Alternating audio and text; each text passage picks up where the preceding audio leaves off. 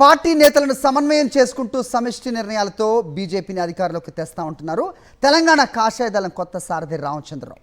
స్థానిక సంస్థల ఎన్నికల్లో కొత్త పాత తేడా లేకుండా గెలుపు గుర్రాలని బరిలోకి దింపుతామని చెబుతున్న బీజేపీ రాష్ట్ర అధ్యక్షులు రామచంద్రరావుతో మా ప్రతినిధి విక్రమ్ మాట్లాడారు. తెలంగాణ బీజేపీ రథసారథిగా ఎన్నికైన రామచంద్రరావు మనతో పాటు ఉన్నారు. ఆయన ప్రాధాన్యతలు ఏంటో ఆయన మాటల్లోనే అడిగి తెలుసుకునే ప్రయత్నం చేద్దాం. మీరు రాష్ట్ర రథసారథిగా మీ ప్రాధాన్యతలు ఏంటి, ఏ విధంగా ముందుకు పోతున్నారు రాష్ట్రంలో? ఒకటి, భారతీయ జనతా పార్టీ తెలంగాణలో ప్రత్యామ్నాయ శక్తిగా ఎదగాలనేటువంటి ప్రయత్నం మేము చేస్తాం. ఒకటి, బీఆర్ఎస్ పార్టీ గతంలో వైఫల్యం చెందింది. 10 సంవత్సరాలు చేసింది. ఇప్పుడు 12 సంవత్సరాలు అయింది మనకి. ఇప్పుడు తెలంగాణ వచ్చిన తర్వాత కూడా కాంగ్రెస్ ప్రభుత్వం కూడా ఈ గత 1.5 ఏళ్లలో ఈ యొక్క తెలంగాణ ప్రాంతానికి వాళ్ళు చెప్పినటువంటి యొక్క ఎలక్షన్స్లో చేసిన వాగ్దానాలు ఏది కూడా పూర్తి చేయలేని పరిస్థితి ఉంది.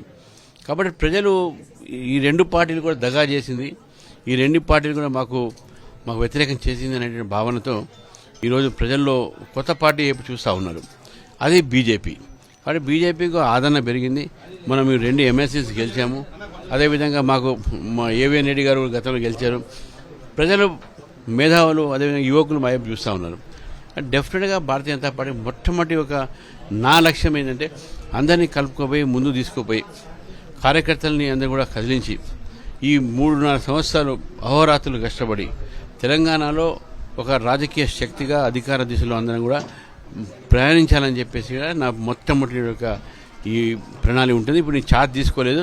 ఛార్జ్ తీసుకున్న తర్వాత అనేకమైనటువంటి కార్యక్రమాలు తీసుకుంటాం, ప్రజా ఉద్యమాలు చేస్తాం ఈ ప్రభుత్వం వ్యతిరేకంగా. అదేవిధంగా కొన్ని సమస్యలు ఉన్నాయి, ఆ సమస్యలు కూడా తీర్చే ప్రయత్నం చేస్తాం. స్థానిక సంస్థల ఎన్నికలు ఉన్నాయి.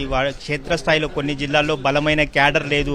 వరంగల్, ఖమ్మం, నల్గొండ లాంటి జిల్లాల్లో, ఆ జిల్లాల్లో ఎటువంటి వ్యూహంతో ముందుకు వెళ్తారు? నేను చెప్పకుండా ఇప్పుడు నేను చెప్పిన ఛార్జ్ తీసుకున్న తర్వాత ఎక్కడెక్కడైతే మాకు బలహీనంగా ఉన్నాం మేము భావిస్తే, బలహీనంగా ఏదో భావించట్లేదు, ఎందుకంటే పెరుగుతున్నది, ప్రజా ఆదరణ పెరుగుతుంది. కాబట్టి మాకు గతంలో బలం లేని చోట కూడా మన ఎంపీ ఎలక్షన్స్లో దాదాపు ఓట్లు బ్రహ్మాండంగా శాతం వచ్చినాయి.